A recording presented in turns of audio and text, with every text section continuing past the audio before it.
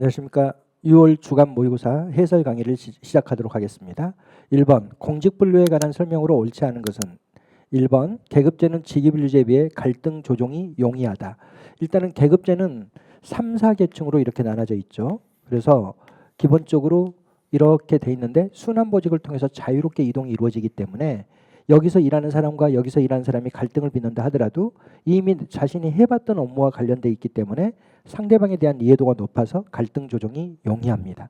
그러나 직위분류제는 이렇게 돼 있는 게 아니라 여기 직무별로 철저하게 분업화돼 있죠. 그래서 행정직군, 기술직군, 행정직군도 일반행정직렬, 교정직렬, 또 일반행정직렬 내에도 일반행정직류, 국제통상직류, 재경직류, 법무행정직류, 교육직류 이런 식으로 철저하게 분업화돼 있고 각각의 전문성에 입각해서 채용이 되기 때문에 상대방에 대한 이해도가 낮기 때문에 갈등 조정이 곤란합니다.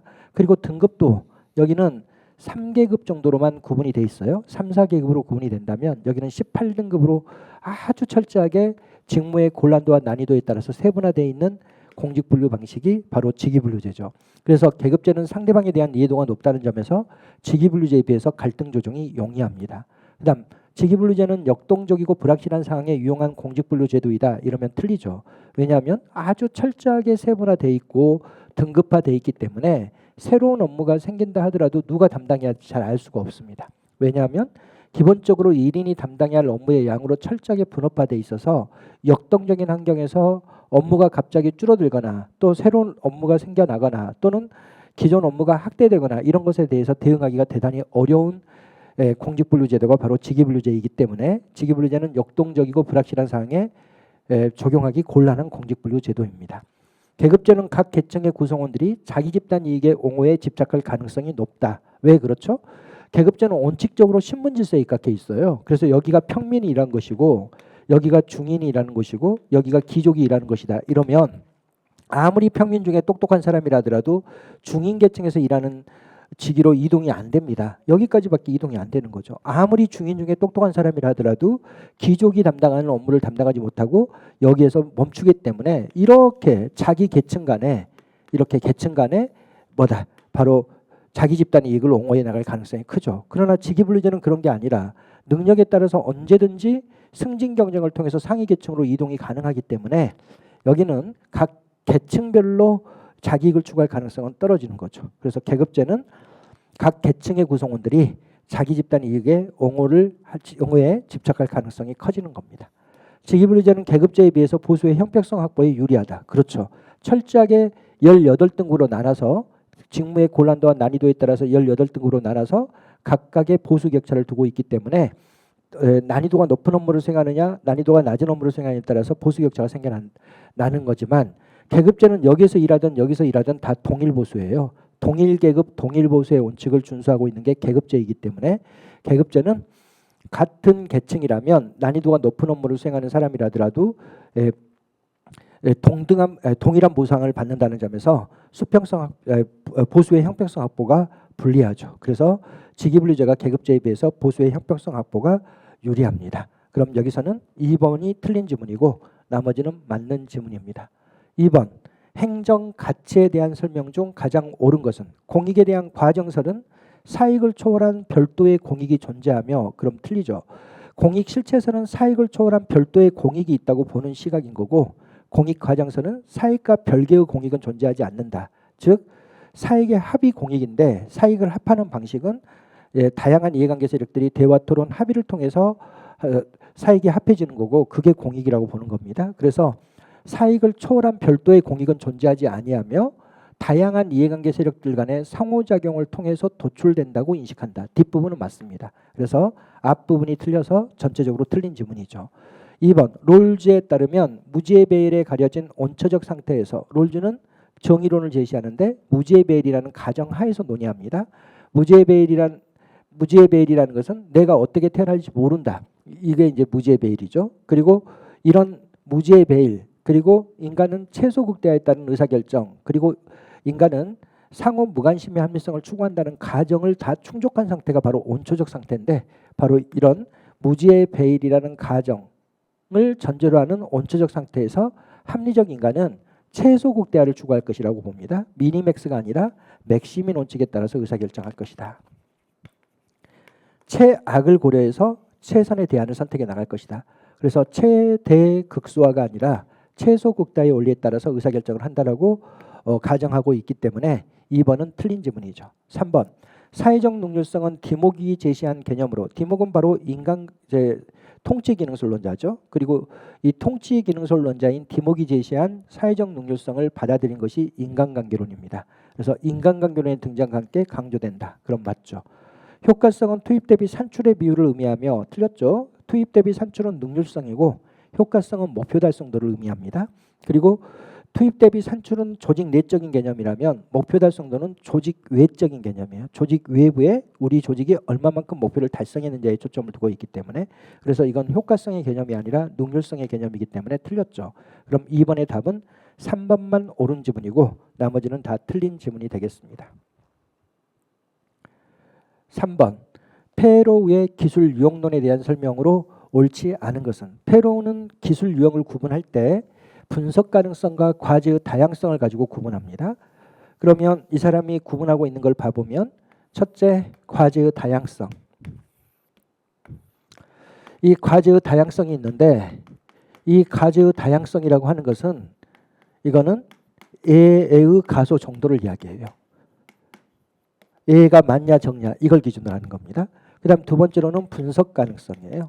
이 분석 가능성은 표준화된 절차가 준수되는 정도를 이야기합니다. 딱 규칙을 정해놓으면 그 규칙대로 만들어지는 기술, 이런 것들을 이야기해요. 그래서 여기는 표준화된 절차가 준수되는 정도를 이야기합니다. 그래서 과제의 다양성이 낮다, 높다, 분석 가능성이 낮다, 높다 이렇게 구분을 해나가는데 A도 거의 발생하지 않고 A도 별로 없고, 그리고 딱 정해져 있는 규칙과 절차에 따라서 만들어진다. 그러면 분석 가능성이 높은 거죠. 이럴 때 의 기술을 일상적 기술이라고 이야기를 하죠. 반대로 A도 대단히 많고 정해진 규칙과 절차에 따라서 물건이 만들어지는 것은 아니다. 즉 표준화된 절차가 준수되지 않는다. 이거를 비일상적 기술이라고 이야기를 합니다. 그 다음 A는 대단히 적은데 또 모두 안 된다. 딱 정해져 있는 규칙과 절차에 따라서 물건이 만들어지는 것도 아니다. 이걸 장인 기술이라 그러죠. 장인 기술이 활용되는 것은 주로 수제품들이야.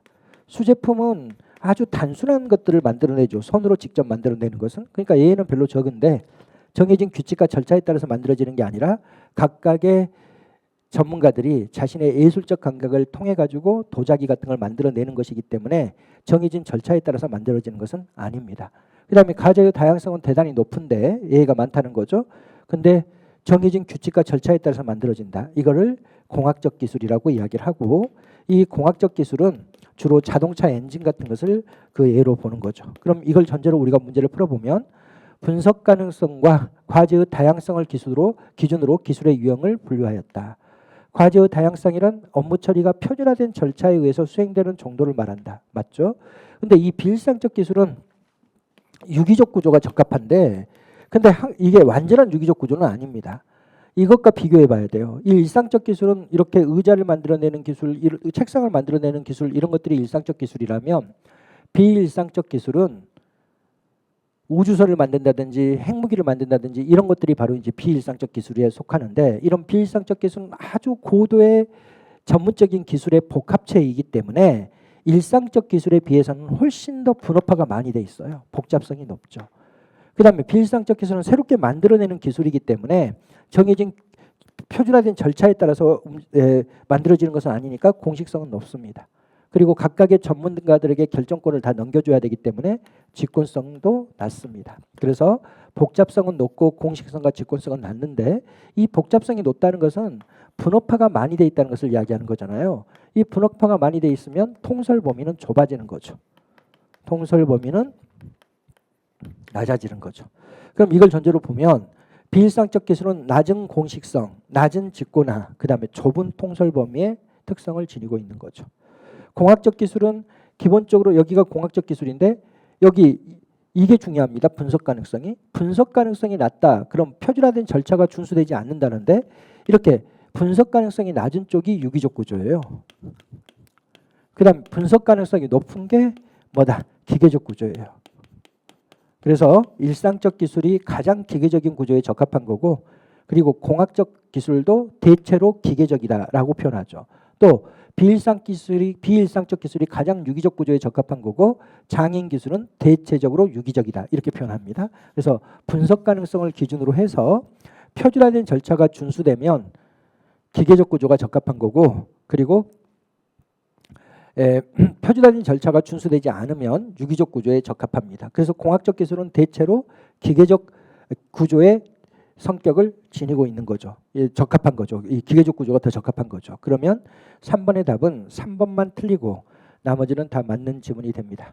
4번 예산 외에 공공재원으로서의 기금에 대한 설명으로 옳지 않은 것은 정부는 매년 기금 운영 계획안을 마련하여 대통령의 승인을 받아 성립한다. 그럼 틀려요. 기금은 당연히 국회 의결을 얻어야 되죠. 당연히 국무회의 심의, 대통령의 승인을 얻고, 그리고 국회의 예비심사, 종합심사, 본회의 의결을 거쳐서 성립하는 거지 대통령의 승인만으로 성립하는 것은 아닙니다. 그럼 틀렸죠. 그 다음 출연금, 부담금 등 다양한 재원으로 융자사업 등을 수행한다. 그렇죠. 농어촌 발전기금 이게 있다면 이 농어촌 발전기금에서 농민들에게 저금리로 돈을 빌려주고 이렇게 하는 게 바로 기금의 역할이에요. 그래서 기금은 주로 융자사업 같은 것을 하는데, 이게 뭐다? 출연금이라든지 부담금 등을 통해서 제한을 마련해서 거기에 따라서 융자사업을 해나가는 거죠. 그 다음에 기금은 특정 수입을 특정 지출로 연계합니다. 농어촌 발전기금으로 들어오는 모든 수입은 어디만 써야 되겠어요? 농어촌 발전 목적으로만 써요. 그러면 농어촌 발전기금으로 들어오는 수입은 농어촌 발전 목적으로만 쓰니까 특정 세입을 특정 세출로 연계하죠. 이거는 뭐하고 똑같은 성격이다. 바로 특별회계와 동일한 공통점을 가지고 있는 거죠. 그 다음 한 목적성 차원에서 예산에 비하여 운영의 자율성과 탄력성이 높다. 그렇습니다. 기금은 원래 그 개념이 그래요. 국가가 특정 사업을 위하여 특정한 자금을 신축적으로 운영할 필요가 있을 때, 탄력적이고 자율적으로 운영할 필요가 있을 때 세입세출 예산 외로 운영되는 자금이 바로 기금이기 때문에 기금 자체가 바로 예산에 비해서는 훨씬 더 신축성과 탄력성이 강하죠. 그럼 이것도 맞죠. 그럼 4번의 답은 1번만 틀리고 나머지는 다 맞는 답이 맞는 지문이 되겠습니다. 5번 나카무라와 스모루드가 제시한 모형 중 다음의 내용과 관련된 모형은? 나카무라와 스모루드는 정책 집행자 모형을 제시하고 있는데, 이 사람이 제시한 정책 집행자 모형은 바로 고전적 기술가형, 지시적 이인가형, 협상가형, 재량적 실험가형, 관료적 기업가형, 이렇게 이제 5가지를 제시하고 있습니다. 고전적 기술가형에서는 집행자가 뭐만 갖는다? 기술적 수단에 대한 결정권만 가져요. 기술적 권한만 갖죠. 지시적 이인가형에서는 집행자가 기술적 권한뿐만 아니라 행정적 권한까지를 갖게 되는 거고, 그리고 협상가형에서는 결정자가 목표와 수단을 정하는데 집행자가 이걸 거부합니다. 그리고 협상을 통해서 뭐를 한다? 바로 목표와 수단이 정해지는 거고, 재량적 실현가형에서는 집행자가 결정자가 추상적 목표만 설정해 주기 때문에 집행자가 기술적 권한, 행정적 권한뿐만 아니라 그 구체적 목표까지 설정을 해 나가죠. 구체적 목표까지 설정해 나가고, 그리고 관료적 기업가형에서는 아예 집행자가 정책 과정을 압도해 나가는 것이 관료적 기업가형입니다. 그럼 이걸 전제로 우리가 문제를 풀어보면, 결정자들이 정책 문제를 해결해야 할 필요성을 느끼고는 있지만 지식 부족 또는 불확실성 때문에 무엇을 어떻게 해야 될지 모른다. 이러면 결정자들은 추상적으로만 목표를 설정해요. 경제 발전을 해 주십시오. 이런 목표 정도만 세워나가는 거죠. 여기 더 정확하게 나와 있죠. 결정자는 추상적 수준의 정책 방향만을 제시하고, 이게 바로 추상적 목표만 설정해 준다는 겁니다. 그럼 집행자가 뭘 한다? 집행자가 구체적인 목표도 설정하고 행정적 수단도 결정하고 기술적 권한도 수단도 결정을 해 나가는 거예요. 집행자가 강범위하고 구체적인 책임 안에 정책을 집행해 나간다. 이것은 바로 추상적 목표만 결정자가 정해주고 구체적인 목표부터는 집행자가 수립하는 재량적 실현가형에 대한 설명이죠. 그러면 5번의 답은 3번 재량적 실현가형이 답이 되겠습니다. 6번 거시조직 이론에 대한 다음 설명 중 옳지 않은 것은? 전략적 선택 이론은, 이거는 기본적으로 최고관리자의 지각을 중시합니다. 최고관리자의 지각이 환경을 형성하게 돼요. 그러니까 최고관리자가 지각한 대로 환경이 형성되고, 그리고 이 형성된 환경에 근거해서 뭘 한다. 최고관리자가 이 자신이 지각한 환경에 따라서 전략을 선택해 나간다는 거예요. 그러니까 여기는 뭘 강조하는 거냐면 최고관리자의 지각을 강조하는 거죠.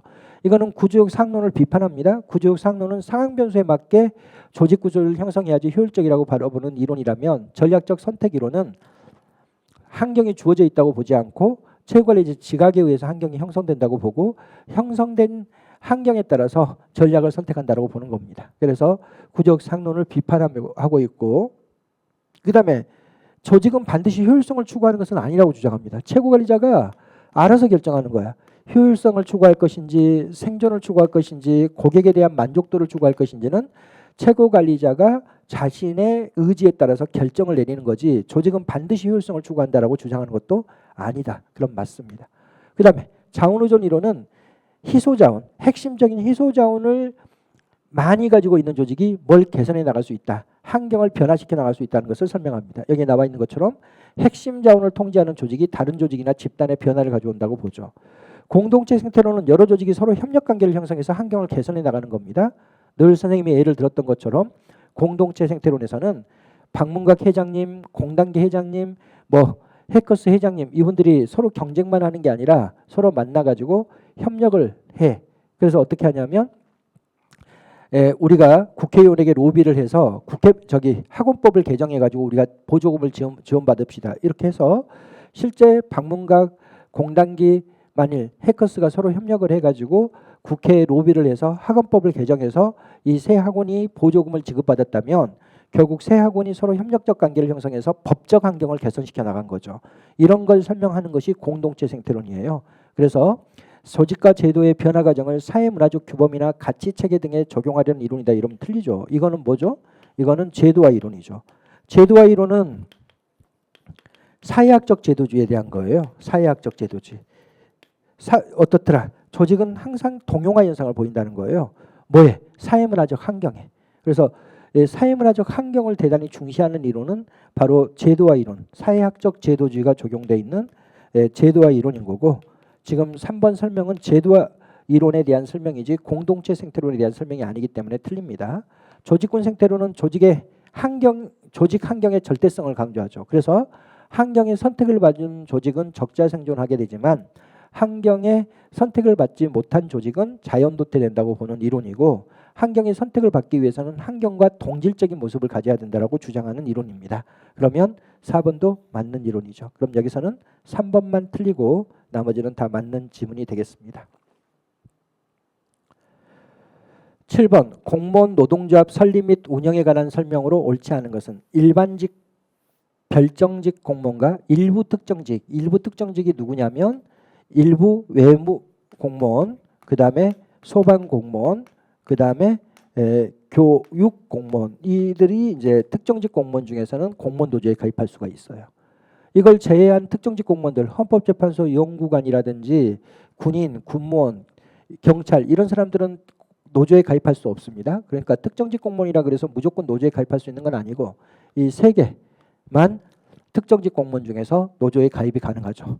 정무직 공무원은 노조에 가입할 수 없다. 그렇죠. 정무직 공무원은 노조 가입이 안 되죠. 정무직 공무원은 차관급 이상이라서 아주 조직의 상위 계층에 있는 사람들이기 때문에 그들은 노조 가입이 불가능합니다. 그럼 1번은 맞죠.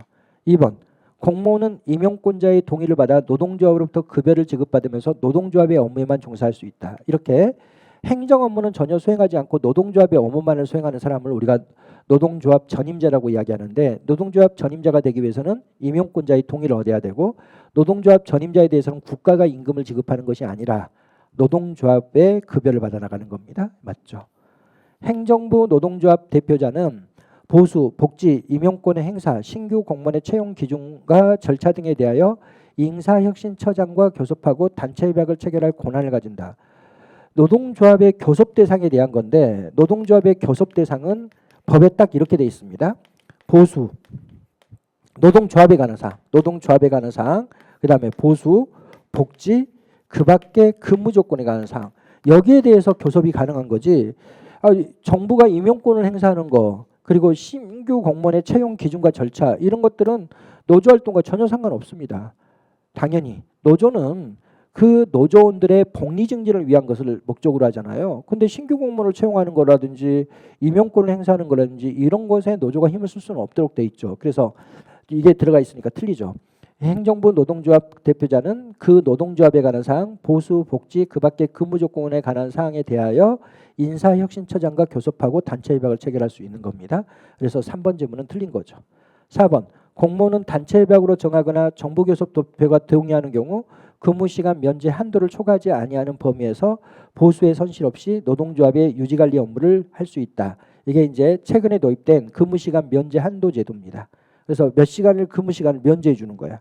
아침 9시부터 4시까지는 동사무소에서 업무를 수행하고 그 다음에 4시부터 6시까지는 노동조합 활동을 하고 이렇게 하는 것을 우리가 근무시간 면제제도라고 하는데 이 근무시간 면제제도는 여기에 나와 있는 것처럼 보수의 손실 없이 그러니까 너 6시간만 행정 업무 했고 나머지는 노조 활동했으니까 너 6시간 일한 것만 보수로 쳐줄게 이렇게 하지 않습니다. 보수의 손실 없이 뭘 한 것이다. 바로 그 업무를 수행할 수 있도록 이렇게 법에 규정을 해놔서 무노동 무임금의 원칙이 약간 완화된 형태가 도입이 된 겁니다. 이게 보수시간 한도 면제제도죠. 그럼 4번도 맞는 질문이죠.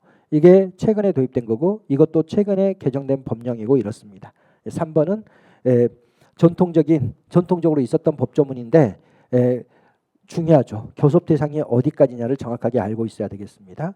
그다음 정보공개 청구 제도에 관한 설명으로 옳지 않은 것은 우리나라 행정정보공개제도는 먼저 지방자치단체 조례로 제도화됐죠. 제일 먼저 청주시 지방 조례로 이게 도입이 됐는데 그게 사법부에서 합헌 결정을 받게 되면서 다른 지방정부에게도 확산이 돼 나갔던 거죠. 그래서 국가가 국가법으로 중앙정부 차원에서 정보공개제도를 제정했습니다. 그래서 조례로 먼저 제도화되고 나중에 중앙정부에 도입된 겁니다.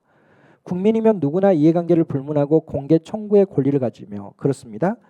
저도 뭐 할 수 있어요. 정보공개 청구할 수 있습니다. 뭐에 대해서? 이태원 참사에 대해서. 우리 가족이 거기에서 피해를 보지 않았다 하더라도 나하고 이해관계가 없다 하더라도 내가 알고 싶으면 정보공개 청구를 할 수가 있습니다. 그러니까 이해관계를 불문하고 공개 청구의 권리를 가지는 겁니다. 외국인도 정보공개 청구를 할 수 있습니다. 다만 대통령령으로 정한 요건에 해당하는 외국인은 정보공개 청구의 권리를 가지죠. 그러니까 2번도 맞는 질문이죠. 국민 생활에 큰 영향을 미치는 정책에 관한 정보, 대규모 예산이 투입되는 사업에 관한 정보, 또 행정 감시를 위하여 필요한 정보는 공개 청구를 하지 않더라도 정부가 알아서 공개해야 됩니다. 청구가 없더라도 정기적으로 공개해야 한다. 그렇습니다. 직무를 수행한 공무원의 성명과 직위는 공개해야 하며 이거를 정책실명제라고 이야기를 하는 거예요. 정책실명제. 정책실명제는 그 직무를 수행한 공무원의 이름 그리고 그 공무원의 직위를 공개하도록 하는 제도죠. 이 정책실명제가 도입돼 있고 그 다음에 공공정보 공개의 확대는 공무원의 도전적이고 적극적인 업무 행태를 조장한다. 그럼 틀려요. 정보 공개를 하게 되면 국민들에게 비난을 받을 수가 있기 때문에 공무원이 오히려 소극적 업무 행태가 나타납니다. 그래서 4번이 틀린 지문이에요. 이것도 여러분들이 중요합니다. 잘 알아두셔야 됩니다. 정보 공개가 활성화되면 오히려 공무원들의 소극적인 업무 행태가 조장될 수 있다.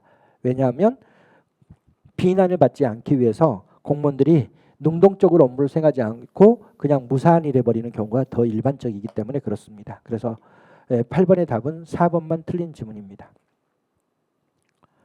9번 정책 평가의 내적 타당성을 저해하는 요인에 대한 설명으로 옳지 않은 것은 1번 측정 도구의 변화는 정책 및 프로그램의 실시 전후의 유사한 검사를 반복하는 경우 참여자들이 검사에 대한 친숙도가 높아져서 측정값에 영향을 미치는 현상이다. 그게 아니죠. 이건 뭐다? 실험을 진행하기 전에 측정했던 측정 도구와 실험이 진행되고 난 이후의 측정 도구를 다르게 하는 것을 우리가 측정 도구의 변화라고 합니다. 실험 집단과 비교 집단을 구성할 때는 토익 800회로 시험을 봐가지고 실험 집단과 비교 집단을 구성하고 그리고 실험이 진행되고 난 이후에는 토익 900회로 가지고 평가를 했다면 이런 걸 우리가 측정 도구의 변화라 그러고 여기에 써져 있는 것은 뭐다? 실험 집단과 비교 집단을 구성할 때 한번 측정을 받았어요. 800회로. 그리고 실험이 진행되고 나서 800회로 또 뭘 한 거예요? 바로 실험 결과를 검증해 나갔단 말이죠. 그럼 똑같은 문제를 두 번 시험 봤으니까 과거에 시험 봤던 문제가 기억나가지고 점수가 올라가는 현상, 이런 걸 우리가 측정 효과라 그러거나 또는 검사 요인이라고 이야기를 하죠. 그러면 1번 지문이 틀린 거죠. 상실 요인은 조사 기간 중에 관찰 대상 집단의 일부가 탈락 상실함으로써 남아있는 대상이 처음에 관찰 대상 집단과 다른 특성을 갖게 되는 현상이다. 바로 이탈 효과를 이야기하죠. 맞죠. 회귀 인공 요인은 극단적인 측정값을 갖는 사례들을 재측정할 때 평균값으로 회귀하여 처음과 같은 극단적인 측정값을 나타낼 확률이 줄어드는 현상이다. 그렇죠. 실험 집단과 비교 집단을 구성할 때 측정했을 때 유달리 좋은 점수나 나쁜 점수를 얻은 자들이 실험이 진행되는 도중에 올레의 점수를 회귀함으로써 실험 결과를 왜곡시키는 현상을 우리가 회귀 인공 요소라고 이야기를 하죠. 성장 요인은 시간의 경과 때문에 발생하는 조사 대상 집단 자체 내에서 발생한 특성의 변화를 의미하는 바. 그렇죠. 바로 실험 집단과 비교 집단을 구성할 때는 고등학교 1학년이었고 그리고 실험이 1년간 진행되고 다시 고등학교 2학년이 돼가지고 실험 집단과 비교 집단의 결과를 비교해 나가면 바로 뭐 때문에 바로 어떤 조치 때문에 변화가 이루어진 게 아니라 그 아이들이 스스로 성장해가지고 실험 결과를 왜곡해 버릴 수도 있는데 그런 걸 우리가 성숙 효과라고 이야기하죠. 성숙 효과는 측정 전후의 시간 간격이 길수록 그 영향이 증대되겠죠. 그럼 여기서는 1번만 틀리고 나머지는 다 맞는 지문이 되겠습니다. 10번 지방자치단체의 계층구조에 대한 설명으로 옳지 않은 것은 자치계층이 있고 행정계층이 있습니다. 우리가 서울시를 중심으로 보면 서울시가 있죠. 서울시는 광역자치단체이기 때문에 자치계층이에요. 그런데 서울시는 또 뭐도 하냐면 국가의 이임사무도 수행합니다. 국가의 이임사무를 수행할 때는 국가의 행정기관으로서 역할을 수행하니까 행정계층으로서의 역할도 수행하는 거죠. 동작구도 마찬가지죠. 동작구는 기초단체니까 자치계층인데 이게 어떻더라? 바로 국가의 이임사무를 수행할 때는 또 행정계층으로서 역할을 수행하죠. 그러니까 행정계층이죠. 그 다음에 동작구 밑에 노량진 동이 있죠. 이 노량진 동, 이것은 자치계층은 아니고 뭐다? 행정계층으로서의 역할만 수행하는 거죠. 이 자치계층은 자치니까 스스로 통치한다는 거예요. 주민이 스스로 통치한다는 거예요. 이런 자치계층을 형성할 때는 주민 참여를 전제로 해서 만들어진 겁니다. 그러니까 바로 정치적 민주성을 기준으로 해서 만들어지는 거고 행정계층은 바로 행정의 효율성을 전제로 해서 행정계층이 만들어집니다. 그래서 여기에 남아 있는 것처럼 자치계층은 정치적 민주성을 기준으로 행정계층은 관리적 효율성을 기준으로 구성이 된다. 그 다음 단층제는 여기 중앙정부가 있고 그리고 뭐만 있는 거예요? 기초정부만 있는 거예요. 우리나라의 단층제를 자꾸 생각하면 안 됩니다. 우리나라의 단층제는 중앙정부 있고 광역자치단체 있고 기초자치단체를 없애는 걸 단층제라 그러잖아요. 세종특별자치시, 제주특별자치도 전부 다 광역자치단체는 두고 기초를 없애는 것을 단층제라고 하고 있는데 실제 이론상의 단층제는 중앙정부 있고 기초만 있는 것이 단층제예요. 왜냐하면 이게 본래적 자치계층이니까. 중층제는 중앙정부 있고 그 다음에 광역자치단체 있고 그리고 기초단체단체 있고 이렇게 돼 있는 거죠. 그러면 이걸 전제로 단층제는 효과적인 통솔을 통한 중앙정부의 감독기능 유지가 용이하다. 그럼 틀려요.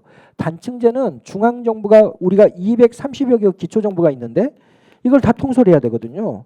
중앙정부가 230여 개의 기초정부를 통솔해야 되면 통솔 범위가 너무 넓어요. 통솔 범위가 너무 넓어서 통치의 사각지대가 존재해요. 그러나 중층제는 그렇지 않습니다. 중앙정부가 17개의 광역정부를 통솔하고 광역정부가 그 산하에 있는 20여 개의 기초정부를 통솔해 나가면 통솔 범위가 적정화돼서 오히려 뭐가 더 용이해진다.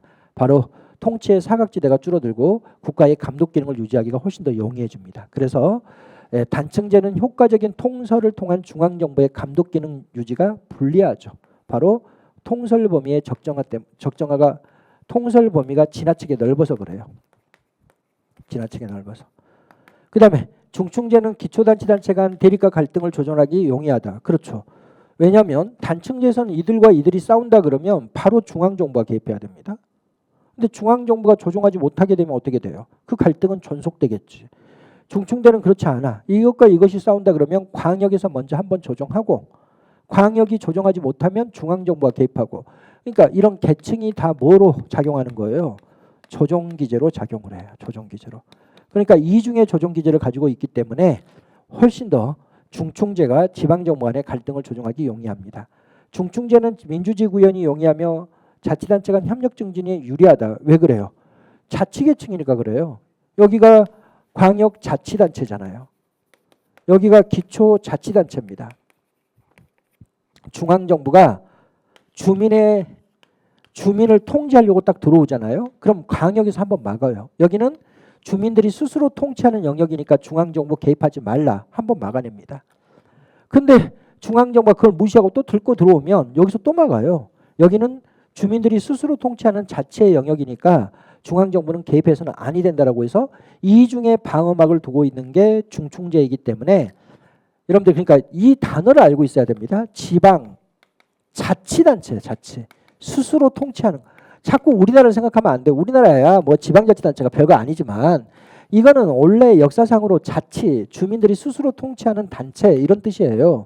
그렇기 때문에 기본적으로 지방자치단체가 지금 상위 계층에도 있고 하위 계층에도 있고 이러면 이중의 방파제 역할을 수행함으로써 뭐가 가능해요? 민주주의를 확보하기가 더 유리하고 그리고 광역자치단체별로 협력이 이루어져요. 이 둘이가 이 광역단위별로 협력이 이루어지고 이 세 개가 이 광역자치단체별로 협력이 이루어지기 때문에 협력과 조정이 훨씬 더 용이한 게 바로 중충제이죠. 그러면 4번도 맞는 지문이죠. 그러면 여기서는 2번만 틀리고 나머지는 다 맞는 지문이 되겠습니다.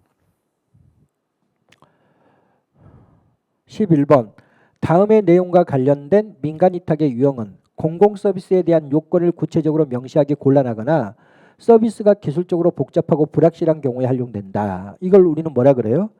이걸 보조금 지급 방식이라 그러죠. 보조금 지급은 정부가 특정 업체를 선정해서 그 업체에게 현물 또는 재정을 지원하는 방식인데 이거는 계약을 적용하기가 어려울 때예요. 계약을 하려면 계약서를 작성해야 되잖아요. 근데 이 계약서를 작성할 때 기술이 너무 복잡하거나 이럴 때 뭘 해요? 계약 방식을 활용하지 않고 보조금 지급 방식을 합니다. 근데 이런 특정 업체에게만 재정이나 현물을 지원하게 되면 그 업체는 아주 싸게 공공 서비스를 제공하게 됨으로써 자유로운 시장 가격을 왜곡시킬 위험성이 있는 거죠. 그래서 11번이 표현하고 있는 것은 바로 보조금 지급 방식에 대한 설명이죠. 그럼 답은 3번이죠. 12번 다음 중 국가공무원법에 규정된 내용이 아닌 것은 부패신고 의무는 부패 방지 및 국민권익위원회의 규정을 두고 있습니다. 그래서 1번 부패신고 의무가 틀린 거죠. 2번 영리겸직금지 의무, 비밀준수 의무, 영해 등의 제한은 전부 다 국가공무법에 명시하고 있습니다. 그럼 답은 1번이죠. 13번 다음 예산의 신축성 유지 방안에 대한 설명이다. 옳은 것은 계속비는 경비 총액과 연부액에 대하여 미리 국회 의결을 얻죠. 그래서 이게 5년 단위로 주로 편성이 되기 때문에 경비 총액은 500억 그리고 2026년 100억, 2027년 100억, 2028년 100억 이렇게 나누는 것을 연부액이라 그럽니다. 미리 국회 의결을 얻는 것이므로 매년의 연부액에 대해서는 다시 국회 의결을 얻지 않고도 지출할 수 있다. 그럼 틀려요. 미리 국회 의결을 얻어요. 총액과 연부액을 정해서. 그리고 매년의 연부액에 대해서도 매년 국회 의결을 얻어야 됩니다. 1번은 틀렸죠. 2번 예비비로 공무원의 보수 인상을 위한 인건비를 충당하기 위해서는 예비비로는 공무원의 보수 인상을 위한 인건비를 충당하기 위한 목적으로 목적 예비비를 둘 수 없도록 법에 딱 규정해 놓고 있습니다. 그래서 예비비로 공무원의 보수 인상을 위한 인건비를 충당하기 위해서는 예산 총칙 등에 따라 미리 사용 목적을 지정해야 한다. 이렇게 미리 사용 목적을 예산 총칙 등에 지정해 놓은 예비비를 우리가 목적 예비비라고 하는데 이 목적 예비비를 공무원 보수 인상을 목적으로는 설치할 수 없도록 법에 규정해 놓고 있기 때문에 2번도 틀렸죠. 3번 각 중앙간서의 장은 당초 예산에 계상되지 아니한 사업을 추진하는 경우 국회가 의결한 취지와 다르게 사업 예산을 집행하는 경우에는 전용할 수 없다. 그렇죠. 전용은 행정과목 간의 상호 융통이죠. 제1상에 쓰라고 한 돈을 제2사항에, 제2사항에 쓰라고 한 돈을 제3사항에 쓸 수는 있지만 아예 예산에 반영되지 않은 신규 사업이라든지 또는 국회가 의결해 준 것과 취지를 달리하는 사업에 사용해서는 아니 되겠죠. 그럼 3번은 맞죠. 국고채무 부담행위에 대한 국회 의결은 다음 회계년도 이후에 지출 권한에 대한 것을 포함한다. 그럼 틀리죠. 국고채무 부담행위는 외상공사 같은 것을 이야기하는데 예상공사를 할 수 있는 권한만을 부여하는 것이지 그 예상값을 갚으려면 다음 회계년도 예산에 반영을 해서 외상값을 갚을 수가 있는 거죠. 그래서 국고채무 부담행위에 대한 국회 의결은 뭐에 불과하다. 바로 국고채무 부담행위를 할 수 있는 권한을 부여하는 것인지 국고채무 부담행위로 인한 지출 권한까지를 부여하는 것은 아니다. 그래서 4번도 틀린 지문이고 답은 3번입니다. 14번 정책의 유형과 정책 집행의 관계에 대한 리플리와 프랭클린의 설명으로 옳지 않은 것은 안정적 집행을 위한 루틴화의 가능성. 집행을 하는 과정에서 안정적 집행을 위한 루틴화라는 것은 집행을 위해서 규칙을 설정해 놓으면 그 규칙이 그대로 준수되는 정도를 우리가 안정적 집행을 위한 루틴화라고 이야기하는 겁니다. 그러면 집행을 위해서 규칙을 설정해 놓으면 그게 그대로 지켜진다는 것은 집행 과정에서 저항이 적다는 것을 의미하죠. 그럼 어디가 루틴화의 가능성이 높겠어요? 분배 정책이죠. 분배 정책이 가장 저항이 적은 정책이니까. 그걸 본다면 분배 정책의 경우에는 그 가능성이 높죠. 보호적 규제 정책이나 재분배 정책에는 루틴의 확립이 곤란합니다. 보호적 규제 정책은 이거부터 볼까요? 경쟁적 규제 정책은 저항이 적기 때문에 배분 정책과 성격이 유사하고 그다음에 보호적 규제 정책은 저항이 크기 때문에 재분배 정책과 성격이 유사하다는 것을 머릿속에 두고 여러분들이 접근해야 됩니다. 보호적 규제 정책과 재분배 정책은 저항이 크기 때문에 규칙을 설정해놔도 그게 그대로 지켜지기 어렵죠. 그럼 맞죠. 분배 정책의 경우에는 정책 집행에 관한 결정에 대하여 저항이 별로 없어요. 그러니까 반발이 별로이지만 보호적 규제 정책하고 재분배 정책의 경우에는 반발이 심하죠. 저항이 크죠. 보호적 규제 정책이나 재분배 정책의 경우는 집행을 둘러싼 논란에 있어서 이데올로기의 강도가 높습니다. 그래서 진보 세력들은 재분배 정책이나 보호적 규제 정책을 확대하려고 하고 보수 세력들은 보호적 규제 정책이나 재분배 정책을 완화하려고 합니다. 이렇게 보수와 진보 간의 갈등을 이데올로기적 갈등이라고 이야기합니다. 그럼 3번은 틀린 거죠. 4번 보호적 규제 정책이나 재분배 정책의 경우에는 작은 정부에 대한 요구의 정도가 높습니다. 이건 무슨 뜻이라 그랬어요? 작은 정부를 추구하는 사람들이 축소를 요구하는 정도예요.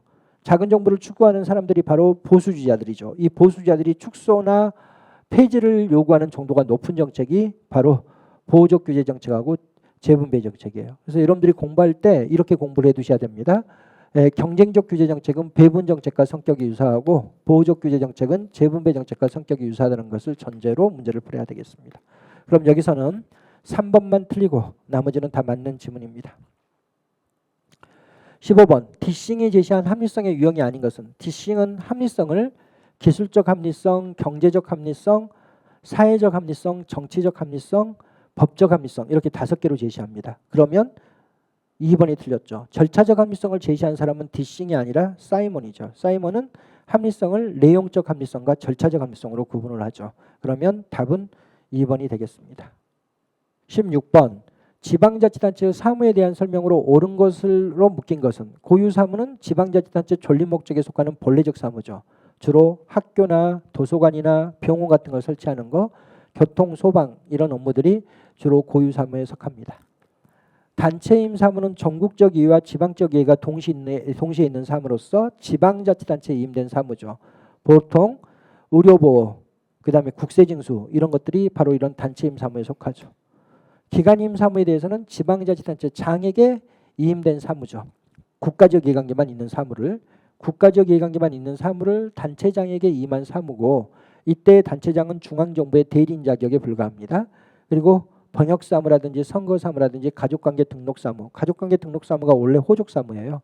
호족사무는 사법부의 업무입니다. 사법부의 업무를 각 자치단체에게 이임한 것이죠. 그래서 이것도 맞죠. 그러면 기억번, 니은번, 디귿번 모두 맞는 지문이기 때문에 답은 4번이 되겠습니다. 17번 정책의제 설정에 대한 설명으로 옳은 것은 사회 문제의 정부 기속화 과정이다. 그렇죠. 수많은 사회 문제 중에서 정부가 해결해야 할 문제를 선택하는 과정이기 때문에 사회 문제의 정부 기속화 과정이라고 이야기합니다. 그다음 모든 사회 문제가 무작위적으로 정부 의지화된다. 그럼 틀려요. 국가는 돈이 한정돼 있고 인력이 한정돼 있고 예산이 한정돼 있기 때문에 우선순위가 높은 사회 문제만을 정부 의제화하지 모든 사회 문제를 정부 의제화할 수가 없습니다. 콕과 엘더가 주장한 정책 의제 설정 과정의 순서는 사회적 이슈 틀렸죠. 사회 문제가 제일 먼저 나와야죠. 사회 문제, 그다음에 사회적 이슈화, 그다음 공중 의제, 그다음 공식 의제. 공식 의제를 우리가 정부 의제라고 하죠. 그러면 2번도 틀린 거죠. 3번 공중 의제란 일반 대중의 주목을 받을 가치가 있으며 정부가 그 문제를 해결하는 것이 마땅하다고 생각되는 의제를 우리가 공중 의제라고 이야기를 합니다. 일반 대중의 주목을 받을 가치가 있으며 정부가 문제를 해결한 것이 정당한 것으로 인정되는 문제를 이야기하기 때문에 3번은 틀린 거죠. 정책 의제 설정은 일반적으로 주관적이고 정치성을 띱니다. 보수 정권이 들어서면 보수 정권이 우선순위를 높게 치는 문제들이 정부주화되는 거고, 진보 정권이 들어서면 진보 정권이 자신들이 우선순위가 높다고 판단되는 의제를 정부주로 하기 때문에 기본적으로 주관적이고 정치성을 띄어요. 그리고 정부주로 삼아지면 그건 공식적으로 정부가 해결해 나가는 겁니다. 그 다음에 이게 주관성을 띄고 있기 때문에 우리가 인공성을 띈다라고 이야기하고, 시대마다 정부 의주화되는 의제는 달라지기 때문에 역사성을 띄는 거죠. 그럼 여기서는 4번만 옳은 지문이고 나머지는 다 틀린 지문이 되겠습니다. 18번 예산과 법률을 비교한 다음 설명 중 옳지 않은 것은 국회가 의결한 법률안과 예산안에 대하여 대통령은 거부권을 행사할 수 있다. 그럼 틀리죠. 법률에 대해서만 대통령이 거부권 행사가 가능하지 예산에 대해서는 대통령의 거부권 행사가 불가능합니다. 그러니까 1번은 틀린 지문이죠.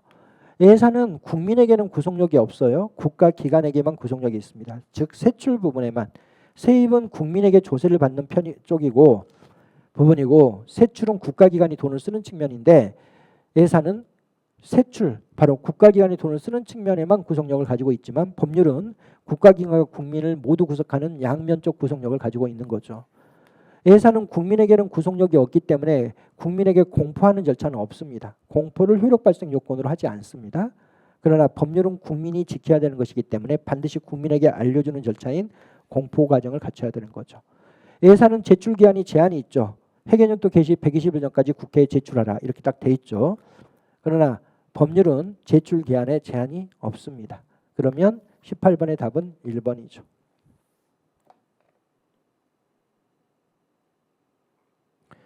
19번 우리나라의 인사기구에 대한 설명으로 오는 것은, 우리나라의 인사기구는 인사혁신처죠. 그러면 행정부 내부에 대통령 밑에 국무총리 소속 기관으로 되어 있기 때문에 바로 행정부로부터 독립되어 있지 않습니다. 비독립이고, 그리고 인사혁신처장이라는 최종적인 의사결정 기관이 있기 때문에 단독제 형태죠. 그래서 중앙인사기관이 비독립 단독형으로 구성이 되어 있어서, 이렇게 비독립 단독형 형태로 구성되어 있으면 인사기관이 대통령의 지시와 명령에 따라서 업무가 수행될 수밖에 없기 때문에 역관 인사의 가능성이 높아지는 거지 실적주의 확립에 유리한 것이 아닙니다. 실적주의 확립에 유리한 것은 독립 합의형, 예전에 미국에서 실적주의를 확립하기 위한 당시에 만들어졌던 연방중앙인사위원회 같은 것이 실적주의 확립에 용이한 거지 비독립 단독형이 실적주의 확립에 용이한 것은 아닙니다.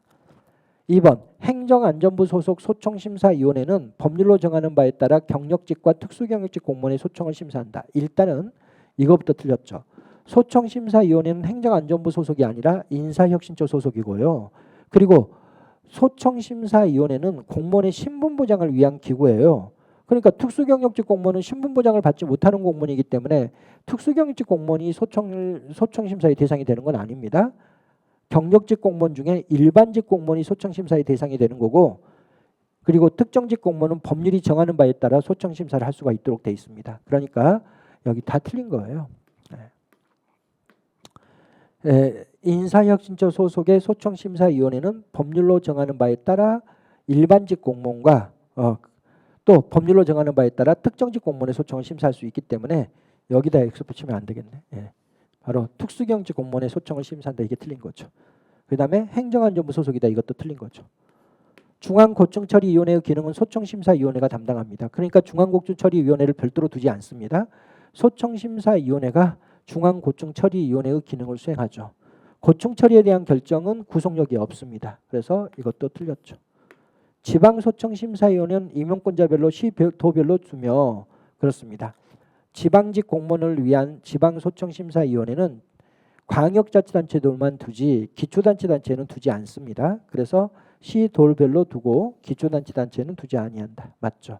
그럼 19번의 답은 4번만 옳은 지문이고 나머지는 다 틀린 지문이죠. 20번 행정학의 주요 이론에 대한 설명으로 가장 옳지 않은 것은 현상학적 접근은 사람의 마음속에 있는 의식과 동기를 중시하는 이론이죠. 조직의 중요성을 조직의 구조가 아니라 그 안에 있는 가치와 의미에 있다고 보았다. 그렇죠. 체제론적 접근은 분석 수준으로 개인의 초점을 맞추며 틀렸죠. 체제론적 접근은 방법론적 전체주의입니다. 그래서 거시적 차원에서 행정현상을 분석하는 것이지 개인의 초점을 두는 미시적 차원의 행정현상 분석이 아니죠. 최초의 행정학 이론으로 최초로 거시적 분석을 했던 게 체제론적 접근이니까 2번은 당연히 틀린 겁니다. 후기 행태주의적 접근은 연구 방법을 중시하는 행태주의를 비판하고 지금 현재의 급박한 사회 문제인 사회 문제를 연구 주제를 중시합니다. 그리고 가학성이 아니라 처방성, 기술성을 중시하고 객관주의를 지향하는 행태주의를 비판하고 주관주의를 표방해 나가죠. 그다음 생태론적 접근은 서구의 행정제도가 후진국에 적용되지 않는 이유를 사회문화적 환경에 이질성이 있다고 보고 중범위론 구축에 기여하였다. 그렇죠. 생태론이 바로 최초의 중범위 연구를 지향했던 연구 방법입니다. 그리고 이들은 왜 서구에서 잘 발달된 제도들이 저개발 국가에 맞지 않는지를 환경 탓으로 돌리죠. 사회문화적 환경이 다른 곳에서 만들어진 행정 이론은 그런 환경이 다른 곳에는 적용하기가 곤란하다 해서 이들이 일반 법칙을 정립하기 못하고 그리고 뭐로 갔다? 중범위 연구로 나갔다. 그러면 4번도 맞죠. 그럼 20번의 답은 2번만 틀린 지문이고 나머지는 다 맞는 지문입니다. 틀린 문제에 대한 복습 철저히 하시고 다음 시간에 뵙도록 하겠습니다. 고생하셨습니다.